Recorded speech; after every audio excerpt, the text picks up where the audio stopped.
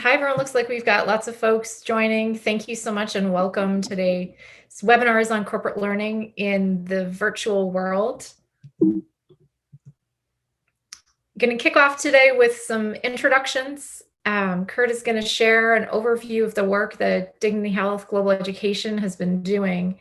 The real focus of our conversation today, though, is going to be around the evolution of healthcare education. Kurt and team have been doing some really awesome work in thinking about how do we continue to support the needs of healthcare professionals, particularly as the challenges of the pandemic in the last 12 to 18 months have created a strong need for creative solutions. So really looking forward to that. There is a chat function in the webinar, which I'm sure after the last year and a half, everyone's familiar with. So feel free to drop in any questions along the way. We'll try to keep an eye on them as we're chatting. We'll also save some time at the end for Q&A if we don't get there. And it looks like we're going to have some fun comments from Sean, who I haven't met yet, but it seems we share a similar sense of sarcastic sense of humor. So we'll definitely have to catch up afterwards. So just jumping into introductions, welcome again. My name is Deb Bolton. I'm the Chief Marketing Officer with Yellowdig. For those not familiar, just a quick intro to Yellowdig. It's a community building platform that supports active learning in classrooms. So whether it's online or face-to-face or in a hybrid delivery modality, it can connect or plug right into your LMS. It combines social media interface with gameful learning principles. And really, we're trying to build healthy learning communities and impact outcomes. On a personal note, I'm super excited about the discussion today. I've had the opportunity to spend the front half of my career in the business of healthcare and the back half of my career in higher education. So it's really exciting to be able to talk about two things that I'm really passionate about. So without any further ado, I'm going to pass it over to Kurt Hayes, Chief Learning Experience Officer with Dignity Health Global Education. We're so thrilled to have you today. So I'll pass it over to you to introduce yourself and kick us off. Thanks so much, Deb. Hey, everybody. It's so great to be with you today. I appreciate you giving up an hour of your time today to come listen to us speak. I hope that, we'll share some ideas today that maybe inspire some things within the work that you do and help improve outcomes within your organizations. But a little bit about me. I've spent the last almost 20 years focused on the instructional design and educational technology area of online learning. And so I've seen online learning go from its earliest days of a very archaic approach, a very boring, dry, flat approach to today, where it can be really rich and engaging. And lead to some really meaningful outcomes for in the applications where it's used, which we're going to talk about some of those things today. So just a little bit, so you get to know me, my personal professional mission is to rid the world of subpar online learning. And so a lot of what I'm going to talk about today is how we do that, is how we ensure that we're achieving high quality online learning in everything that we do. All in an effort to make an impact, a real meaningful, measurable impact. And so with that, let me share a little bit about our organization, just so you know who we are and what we do, is to provide some context for the discussion today. Dignity Health Global Education is an online education workforce development company. So we work across health systems in the United States to understand what the needs are for the workforce development areas. And then we go and source the best minds, the best thinkers out in academia and other areas to bring them to the table to design solutions to those needs that take different forms, but all are delivered in a scalable format so we can reach anybody in healthcare, no matter where they are, whether they're urban or rural. And so with that, what our work ends up looking like, if we can come to the next slide here, it takes the form of several different things. We have short course programs, so very targeted things like, let's say, healthcare finance, to certificate programs, so things like nurse leadership or business education, to degree programs, so that that everyone is aware of RN to BSN, MHAs, MBAs, et cetera, that are all needed across the workforce to do several different things. And let's move to the next slide here. And so this is an example of the type of offerings that we have across our portfolio that are available to health systems to help utilize as workforce development solutions. So everything you see on the list here, from project management to leadership, like I mentioned, rural healthcare management, medical assisting, community health, et cetera. So the idea is that our offerings are able to, healthcare systems can work with us to use our offerings to meet the wide range of needs to address all healthcare workers, not just one specific area. And so with that, the input and output of what we do is on the next slide. We're looking at how we improve healthcare outcomes, but looking at, is education a benefit? Are we developing on-ramps? Are we reskilling, upskilling, outskilling? And so all of these things are needs across every healthcare organization. And so what we believe is that there can be scalable, high quality solutions to every one of these needs to meet today's incredible demands that are placed on these health systems. So that's a bit about Dignity Health Global Education. Just wanted to paint that picture before we dive into the discussion today. Great, thank you so much. I think what we really wanted to kick off the conversation with was getting a sense of how healthcare education has changed, how the needs and setup has changed. So if you can share a little bit about what you've seen in the last 18 to 24 months in healthcare education, that would be a great place to start, I think. Absolutely. Deb, before I even dive into this, I just want to say thank you to every healthcare worker in this country. I mean, what healthcare has just gone through in the past 14 months is quite unthinkable.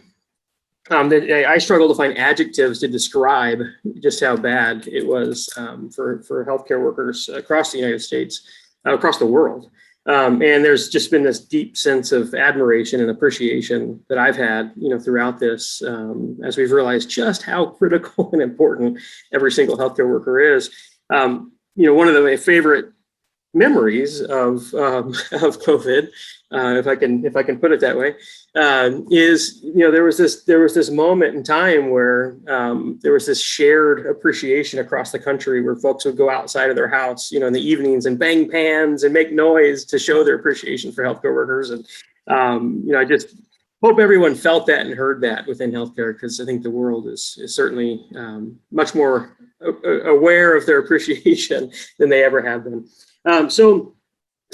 With that, when I think about how the health education system has changed since the onset of COVID, I actually want to share a bit of an example in how some care has changed. In this change in the care model actually led to increased outcomes, just to show how the pandemic really forced people to try new things that had unimaginable outcomes as a result. And so I'll share a link to this, but at Mercy One in Des Moines, Iowa, a very large system in Iowa, they implemented a virtual nursing program, as a result of COVID. They had a nursing shortage, they had to find a solution.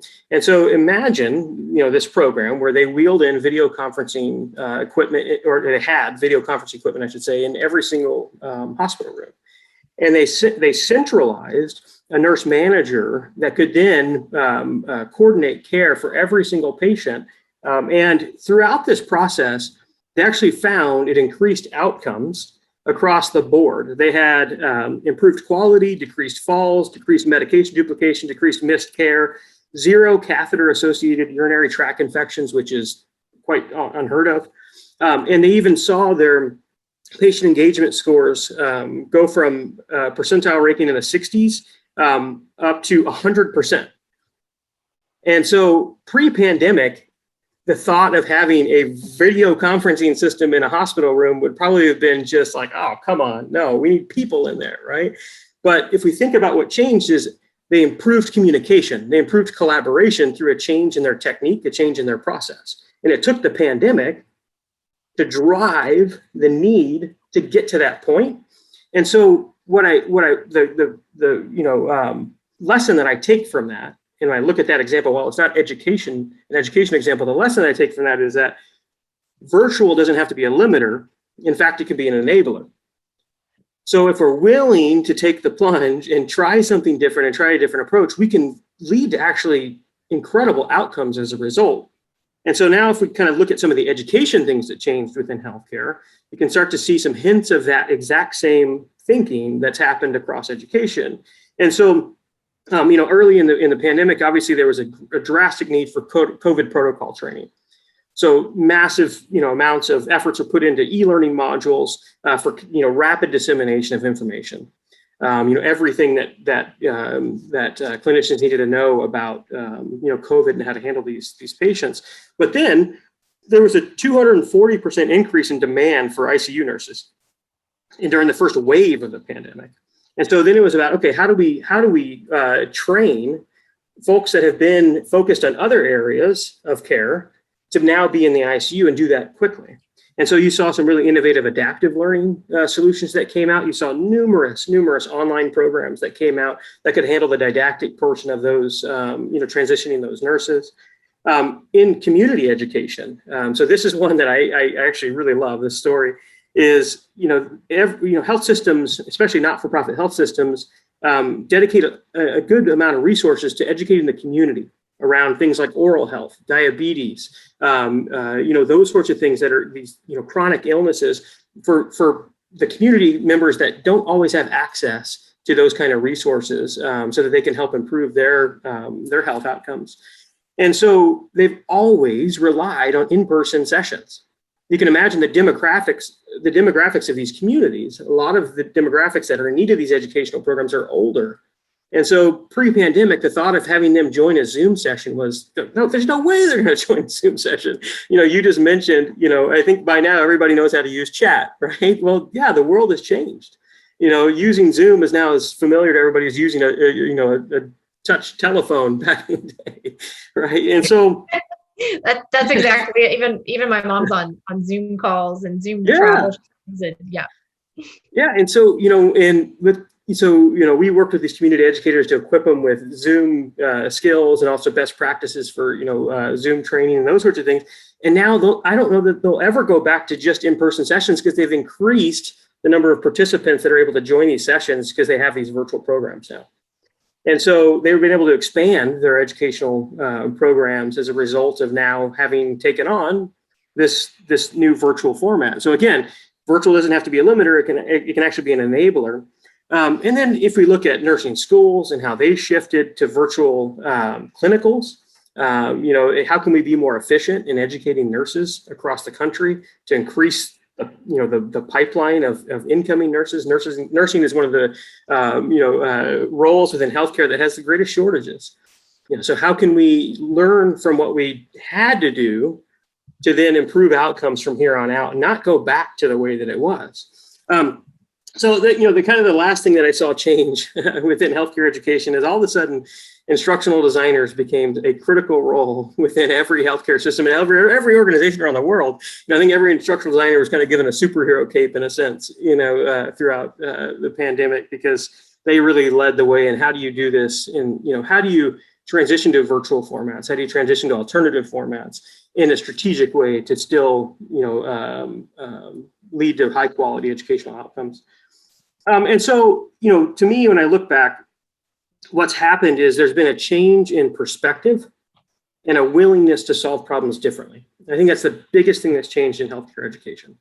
There's this willingness that was never there before to approach things with different solutions. And that's what I want to talk about today, is what are those different solutions that we can utilize to improve healthcare education across the board. That's as I reflect on that question, that's what comes to mind for me in terms of what's changed. Those are some great examples. I hadn't thought about the community aspect either of really being able to amplify access, right? So rather than being limited to physical, like a distance or driving time, or how many, and particularly for elderly folks, can you get to them or can they come in? that was something neat that I hadn't really thought about. Yeah, and certainly instructional designers um, have have seen the value of their work increase dramatically in the last year or so. One of the things that we were talking about that I thought was interesting is how does the team support the different educational needs across healthcare professionals, right? So we think about technicians, or folks working in more diagnostics versus nurses, or even within the nursing community, the ICU nurses, maybe very different than the OBGYN nurse, and then the physicians as well. So how do you approach thinking about the needs of the different types of professionals when you're putting together plans to improve the education things? So, for us, it all starts with listening. So, a big component of our work is listening to the needs of those different leaders across those different functions. You mentioned technicians, you mentioned nurses, so it's staying connected with the chief nursing officers, the nursing directors, or, the pharmacists, and, the folks that are, near the front line and in need of hiring, upskilling, reskilling, or even, outskilling, certain, roles. And so in terms of how we solve those problems, we actually have a similar approach to how we go about developing solutions across all those different needs. Because, what we do is not complicated. It's just we stay true to practical, proven pedagogical principles. And then we use technology and what we've learned over the years about instructional design and other things to ensure that we can execute and meet the needs for those various functions, whether it is a pharmacy technician or whether it's a marketing professional, for a hospital. And so, the process that we go through to ensure we're meeting those needs is, like I mentioned, we listen. We listen to those needs and we understand what's the real, impact that we're trying to meet here. Again, is it onboarding, upskilling, reskilling? What is the need? Then we co-design a solution. So we bring the industry professionals to the table along with our academic partners. So we never have one or the other do it alone, right? So whether across our different academic partners, we work with Duke, Pepperdine, American University, all three Arizona State schools now, folks across the country, leaders in their space. We bring them to the table to listen to the need that's been stated. We collaborate to develop a solution, and then what we do is we put all of that in an online format in a way that you can scale to meet those needs. And so, for example, a pharmacy technician need in Iowa is likely a very similar pharmacy technician need across every state in the U.S. And so how can we work with the folks in Iowa to meet the needs of the rest of the country, as an example? We were just on a phone call this morning with folks talking about a pharmacy technician program that needs to be put online. And then from there, we develop a solution, and I'll get more into depth about what that solution looks like in a moment. We implement that solution, but then we measure its impact. So too many educational programs stop at implementation, and don't ever move on to actual evaluation and the measurement of impact. One of our internal mottos is impact. Are we designing something to make an impact within the organization it's intended to serve? And so how do we measure that? How do we look at skill growth, competency development? How do we look at impact on their career trajectory, the department, et cetera? And so that's across all the needs in healthcare, as you mentioned, those different roles, we apply that same process. And what we find is that while the curriculum may be different, a lot of those techniques and those approaches stay the same across. Now, I'm going to take leadership in business as an example. Those are two really big programs for us, because as we talk to leaders across departments, all those functions, it often comes up that they need leadership training and they need business acumen, healthcare business acumen. Okay. Those are two top competencies that we hear continuously brought up as their staff members needing. And so what we've done to solve those, to address those needs is we've developed in the leadership side programs with Duke CE, which is ranked in the top 3 consistently for executive education. And we've developed what we call a mini MBA program, which is a 12-week business acumen focused program for healthcare with the University of Arizona's Eller Executive Education Group. And in both of those cases, we developed a program that takes learners through a really strategic learning model. And we co-develop high quality learning content, which we used so the learners can acquire new information, right? And we even go as far as bringing in top professional athletes to add a dose of inspiration and motivation. As we think about healthcare this past year, they've been punched in the gut, and so we actually sat down 3 top world leading athletes, a 2-time Super Bowl champ, some Olympic gold medalists. And we said, how did you do that? And what advice would you give to healthcare professionals who want to achieve greatness in their career? And we pumped all that into the content. That's the kind of high quality content we're going at, for in our programs. In addition to, excellent content from these schools and their faculty, that we work with. But then we know that content can't stand on its own. If you look at, Netflix, everybody's watched a Netflix documentary, you're inspired in the moment, but then you don't do anything about it the next week. Right? and by the second week, you've kind of forgotten everything the documentary was about because you don't do anything with the knowledge. It was edutainment. It wasn't action. And so we take that, that edutainment factor, that content, but then we build action around it, which are built on strong pedagogical principles. One of them being this idea that folks need to elaborate and collaborate with newly learned information. We know adults need to take what they already know, and merge it with new information to form new understandings. So we have that as part of our model, and that's where Yellowdig comes into play. That's such an important piece for us. Is Yellowdig allows us to do that in a very modern way that enables and really honors true collaboration in a very human-centric way, which a lot of LMSs don't, right? But then we take it further and we have them apply what they're learning in work-based projects and actual hands-on things, simulation, those sorts of things that, allow the learner to really attain those competencies in a tangible way. So it's not just consume content and move on, which you see a lot of folks doing on LinkedIn Learning, for example. I completed this course. Okay, what now? What are you doing with it, right? You consumed information, but has it really changed behavior? Has it really affected, growth within yourself or, within your department or organization? And so that approach we've applied within, the suite of, programs I had on the screen earlier, but specifically in leadership and business education as well. And so, for us, what this does is, this allows us to support the needs of all healthcare professionals, regardless of what the need is. And do it in a way that's cost effective and scalable. So, what good is a program that only addresses a small number of people? There are hundreds of thousands of healthcare workers across the United States that are in need of upskilling, reskilling, and onboarding, and all of those things.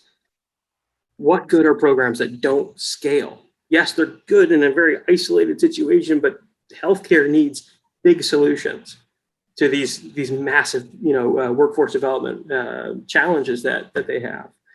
So I think, for me, 2 questions, for the group here, for all the L&OD professionals that are on here, is, are you limiting yourself with face-to-face offerings? All right. When I talk to L&OD folks across healthcare, oftentimes I find that they rely on face-to-face offerings. So that leadership program, as an example, traditionally what it would be delivered as is get leaders in a room for 3 hours once a month and have a didactic session, with somebody that comes in and discusses and maybe some activities that take place. And then next month, it's a new topic, and the next month. We can only fit so many people in a room, and I can tell you healthcare professionals are the hardest to schedule at one time. Not scalable. Yeah, especially in the last year, right? Yeah. Absolutely. And now, so can we take what we learned in this past year and apply it to implement a new way of approaching or a new way of addressing these educational offerings? And so that's one question: is, are you limiting yourself with face-to-face? Obviously face-to-face wasn't an option for a very long time, but as it does come back, are you limiting yourself?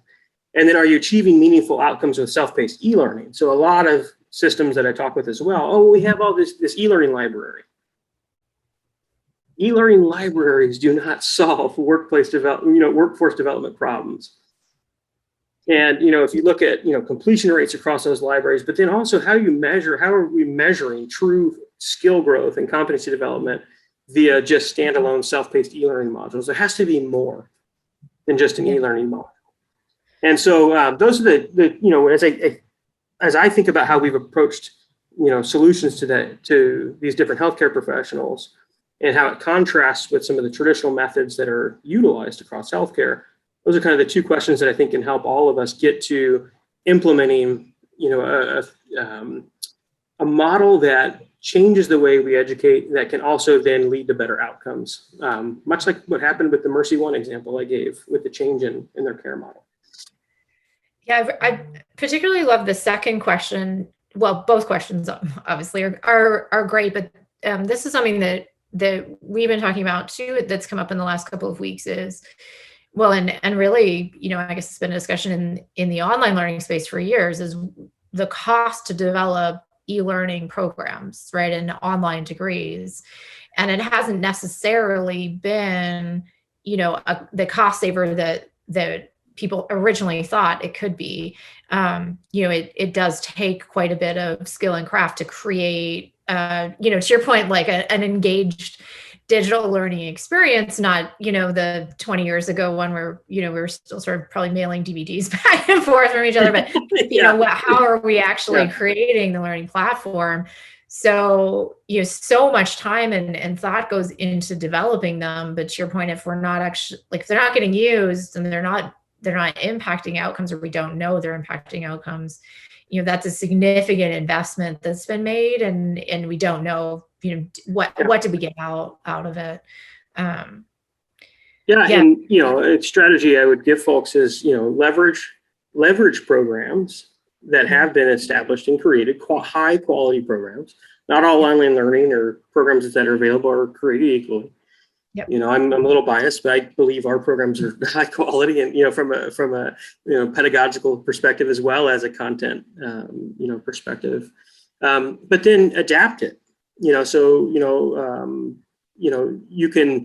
have to bite off the whole elephant, right? You can use some of the things that are there, and then really focus in on some of the things that only you can do, like coordinating great networking sessions on ground that complement an online curriculum, or to make it more hybrid, for example. And that's something we do with health systems as well.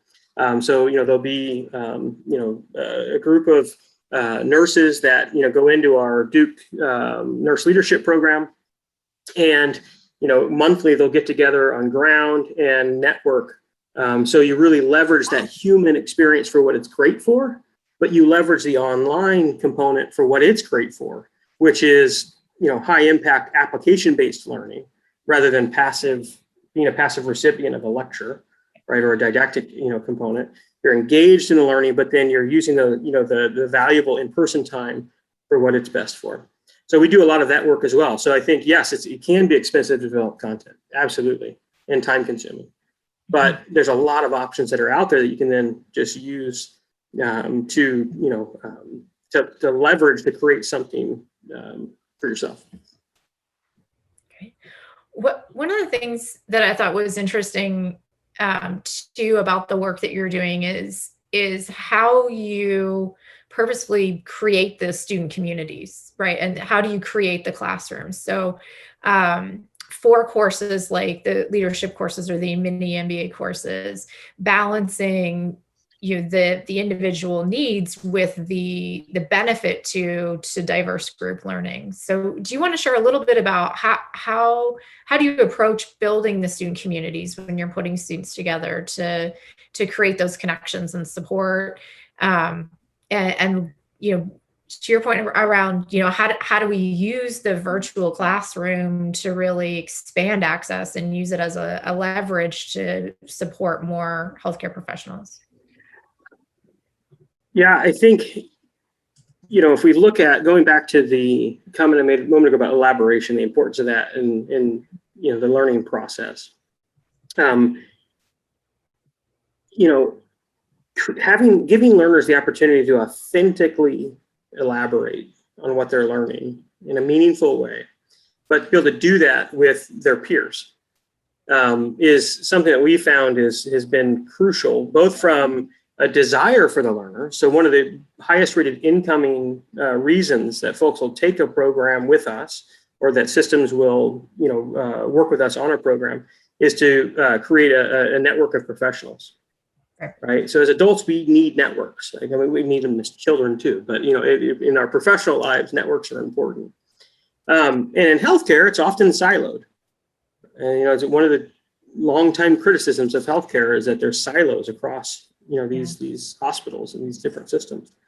And so we really double down on that. Collaborate to elaborate. And I realize it rhymes. Yeah. Yeah. So, we really double down on that. And that's where, as I mentioned, Yellowdig comes into play. And so to your point about connecting folks from different areas, different groups, how do we decide who's in those groups?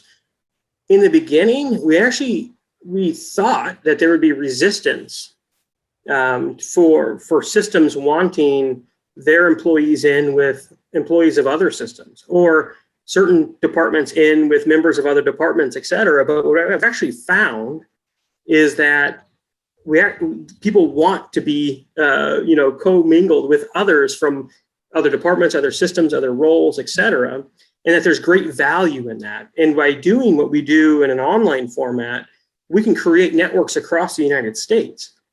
We can create networks, and we've even had folks internationally as well, but we can create networks across the United States and get people truly collaborating and sharing ideas, coming up with ways to solve problems that they never thought of before because they've always been focused within their system or within their department. That's the power of online these online formats, these virtual formats, is that you can increase collaboration and you can increase access to other professionals with other ideas to form new ways of thinking. And so I think if I, again, going back to, this, one of the approaches that we take, in our product ethos, one of the lines that we have is we use practical, proven pedagogy. It's not a mystery about how people learn.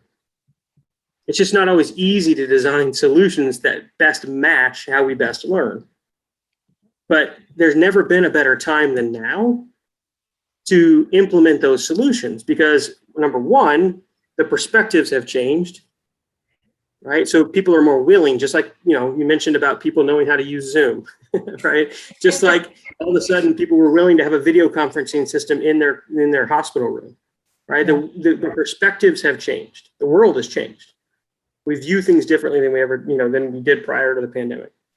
The technology is here.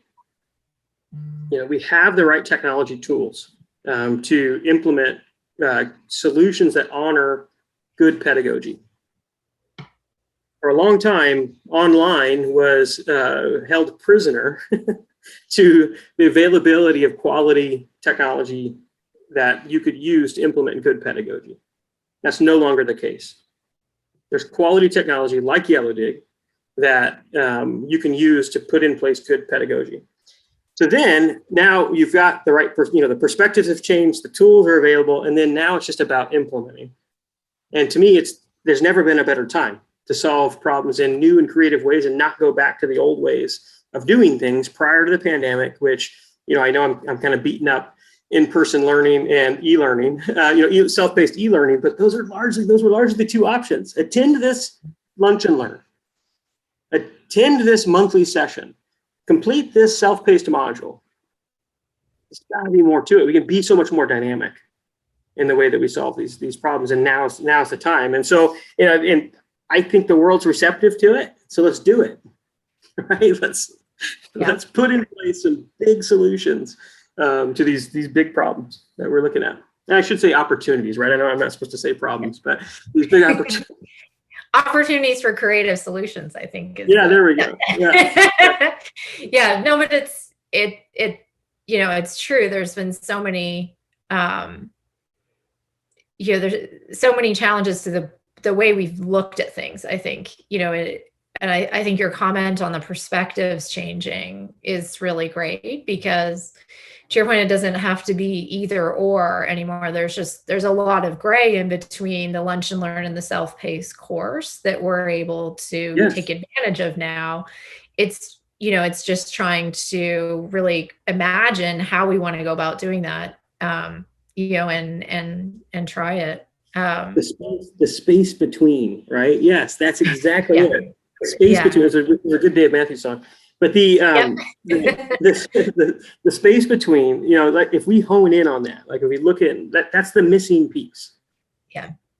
Learning is not a one-time event. There's very few things in life that occur once that we drastically learn from, right? It's a process. In terms of workforce development and professional development, it's a process.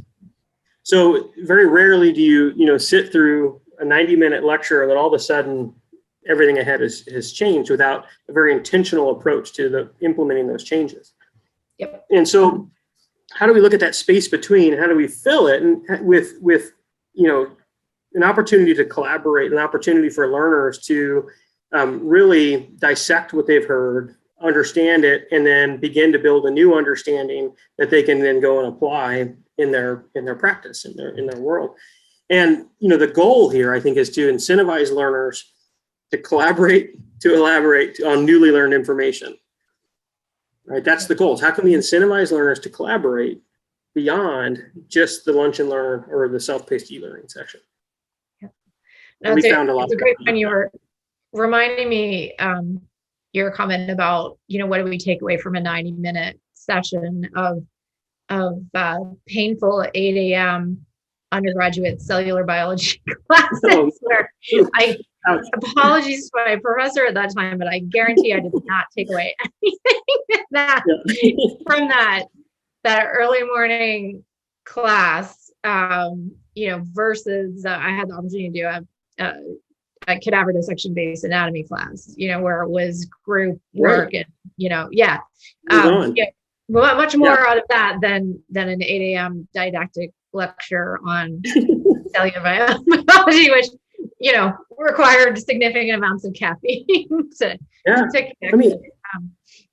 Unfortunately, the field of education hasn't evolved as rapidly as other fields, right? So if look at what's happened with the Mars lander. 118 years ago, we started flying with the Wright brothers. 118 years ago.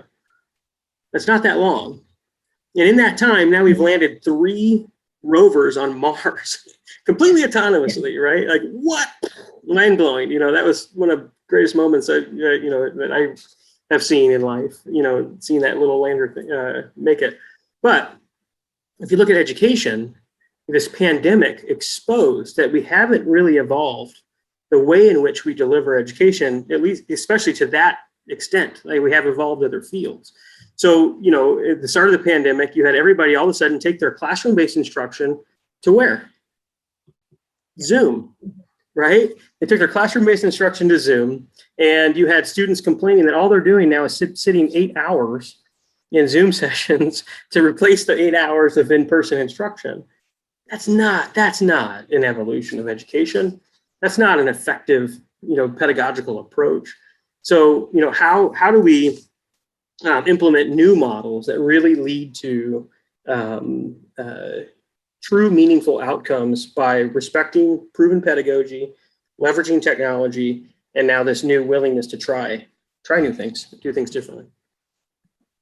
I brought the slides back up because the comments you were making about, how far have we come, I think tie to the one slide really well that we'd put together here, in thinking about how long has the traditional lecture class been in place.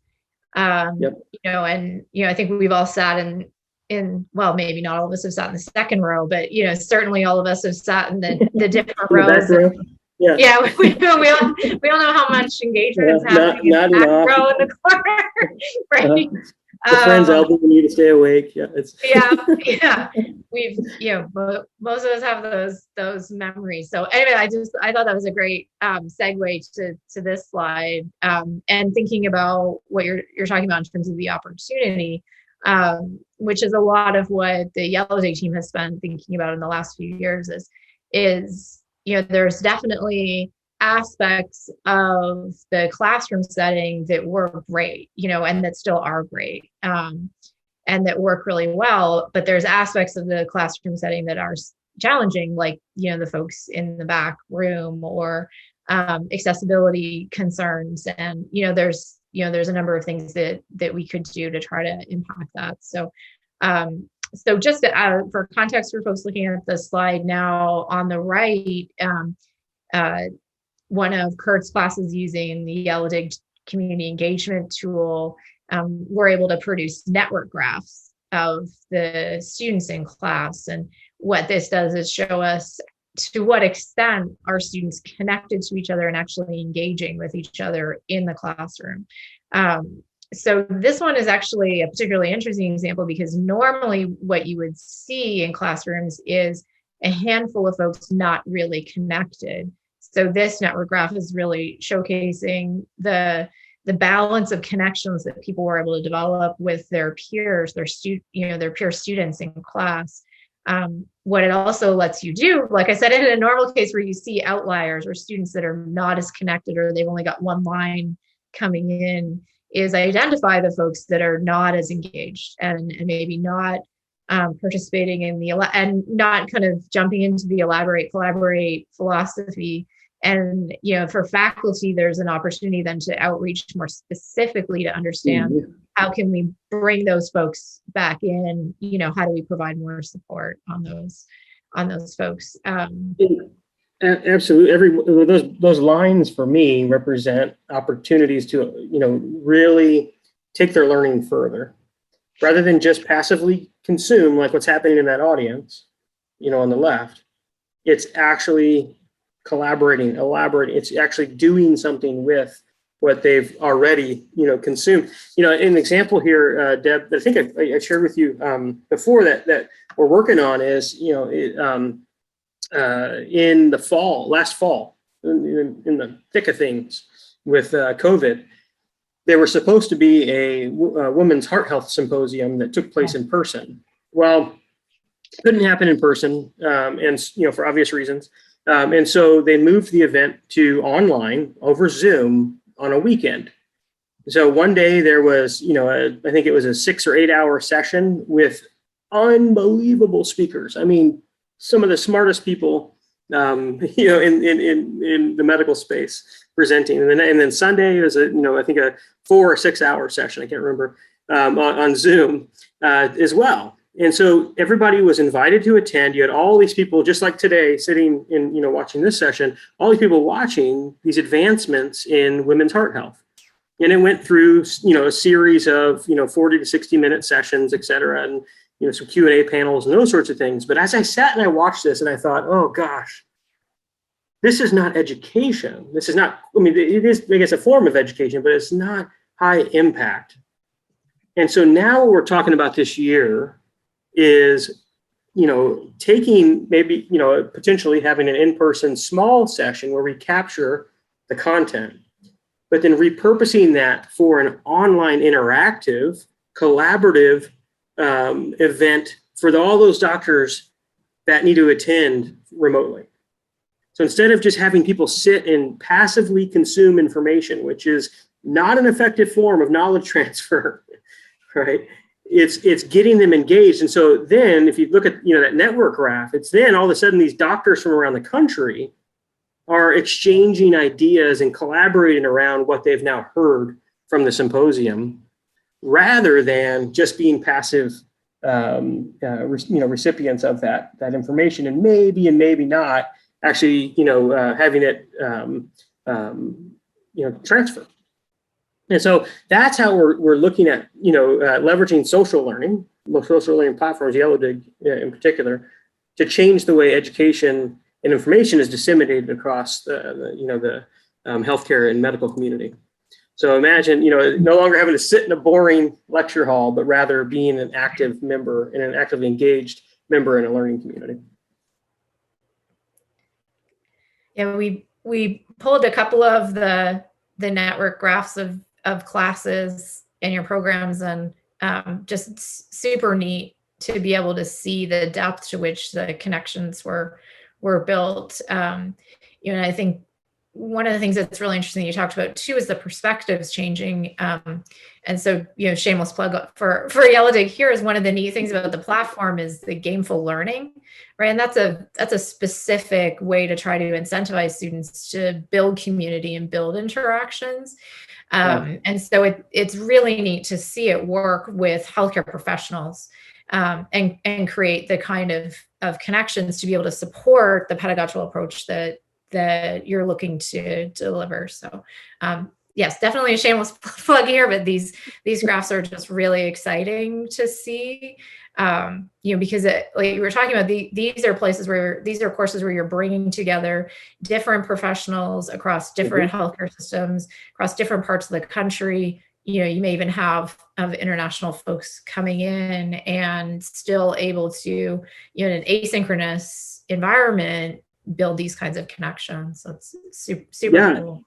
That doesn't happen in a lecture, right? This only happens when folks are incentivized to collaborate, which is a critical component of good pedagogical practices. And so these graphs really help us know, all right, yes, folks are actually doing what we set out to have them do. And that's be active participants in the learning process. That's great. I'm just looking at the time and wondering if we want to switch to Q&A. How folks are feeling. We've been chatting quite a bit. And while folks are typing in questions, Deb, I know, one question that was out there was about, how do the point system within Yellowdig, how is it received by healthcare professionals?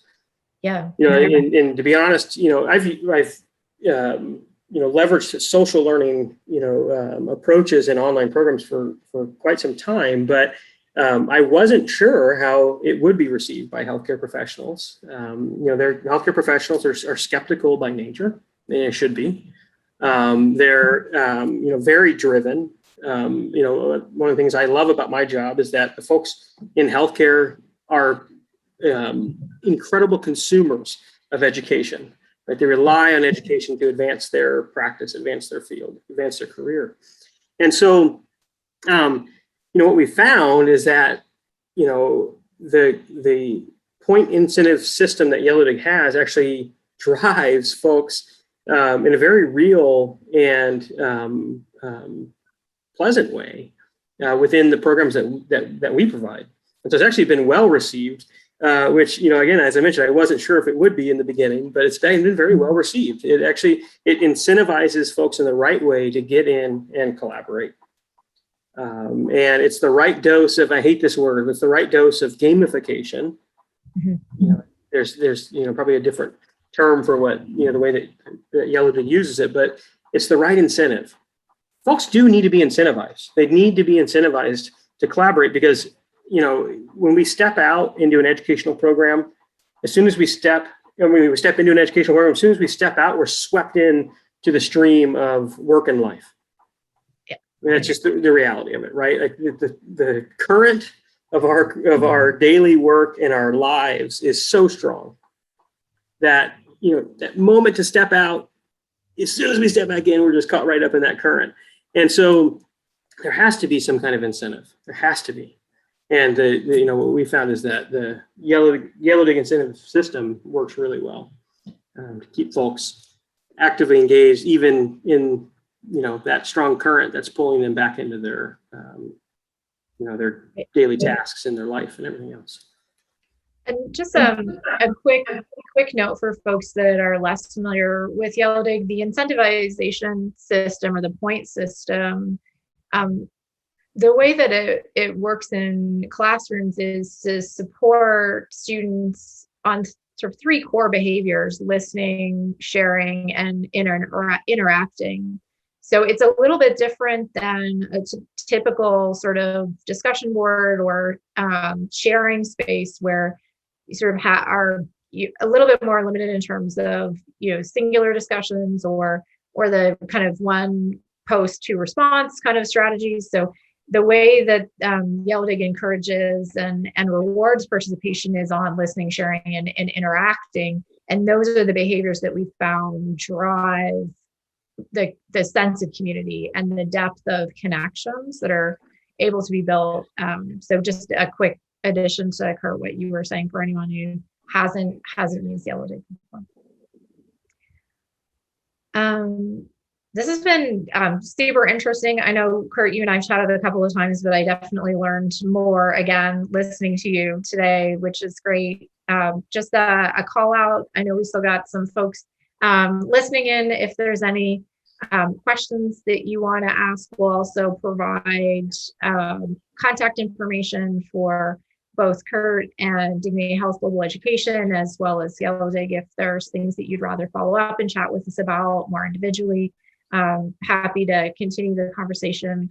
We're both super passionate about the topic, obviously, so would love to carry on chatting.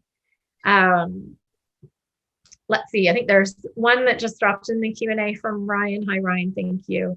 Let's see, thinking about the LMSs. Oh yeah, that's a great question. So maybe I can take us out of this from a Yellowdig perspective, and then Kurt, I don't know if you've seen this in action in your courses. Mm-hmm. So the way that the point system is set up is actually to incentivize conversation around the entire set of learning outcomes for the class, rather than around a weekly specific subtopic or learning objective. For that specific reason is it allows for more robust discussion. So students have the option to talk about, any of the, say, 5 learning outcomes that you've got for your class, or particular themes that are important for you. Then the dialogue around that can be a little bit more robust, because it's not sort of a fixed discussion point within 1 week, within one topic. I think particularly in the last year and a half, that's been even more valuable because the news cycle is so colorful right now, right? So even within healthcare, it means if there was a topic the class was focused on in week 2, but there's a really newsworthy event happening in week 7, there isn't the limitation there to not being able to go back. It's still relevant to the class that you're teaching. So the way that Yellowdig is structured to support community building is to design more fluidity around topics. So still connect to the themes of the class, but loosen the sort of rigidity that can sometimes happen with traditional discussion board setups. Kurt, I'm not sure if that resonates with how you've seen it. 100%. Going back to that, that space between comment we talked about earlier, that space between, it could be a week, 2 weeks, 4 weeks, 12 weeks, the conversation needs to continue throughout that program, whatever the length is, and even thereafter. And what Yellowdig allows us to do is have a continuous conversation and not limit it to topic by topic or week by week, which is what the traditional LMSs, as Ryan has alluded to, force you to do. Here's the week 1 discussion forum. Nope, not good. Right? Conversations don't naturally start and stop based on Sunday and Monday. Yeah. That's not how it works. And so Yellowdig allows us to have a continuous flowing conversation that has the most interesting and most important concepts and topics float to the top throughout the learning program. Great. Question from Lori. Hi, Lori. There are quite a few metrics that are available at student level in Yellowdig and at the community level. So there's some tools that we have preset. So for example, if you're using Yellowdig in your class, you'd be able to access the community health dashboard, which would give you sharing, listening, and interacting scores for your whole community. but you could certainly dive down deeper to an individual level. And we've got a client success team that has a ton of expertise. Two of the folks on the team have PhDs and do a lot of work thinking about how do we continue to support the best practices from a pedagogical perspective with how the platform is set up. So there's a ton of opportunity to partner with that team if there's particular data that you're looking to see. So that can be designed while you're setting up your class, or we can provide support all the way through. And thanks, John. I just saw you pop in. You can also see the topics of interest. You can word clouds for your course to understand the types of topics that are most discussed. So there's a number of different views that you can access when you use Yellowdig. So there's a whole conversation there if you would like to with someone from our client success team, and they can give you a tour of the type of data available.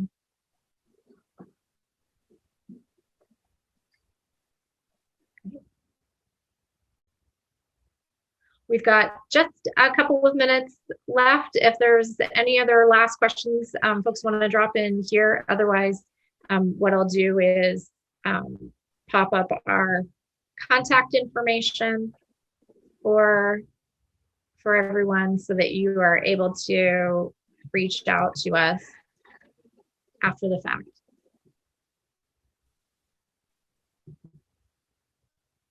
Great.